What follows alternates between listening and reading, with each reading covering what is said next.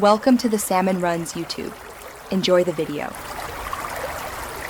You start by confirming your Apple ID and that the subscription renewed under that same account. This is critical because purchases and Cloud Library link to the exact ID.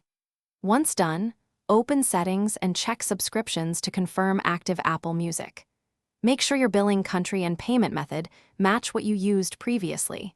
If they differ, your library may be restricted. Doing this first avoids wasted steps and lets you focus on restoring content tied to your account quickly and correctly.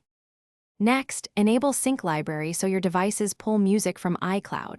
This reunites purchased tracks, playlists, and uploads. If it doesn't populate, sign out of Apple Music and sign back in, then restart the device to refresh tokens and cloud links. Also inspect conflict prompts.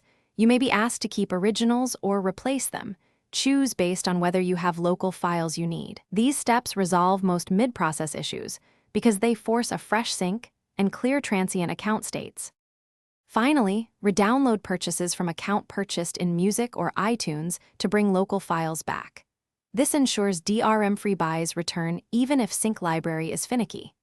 If downloads still don't appear, check device storage and offload unused app settings, then visit iPhone storage to retrigger music downloads.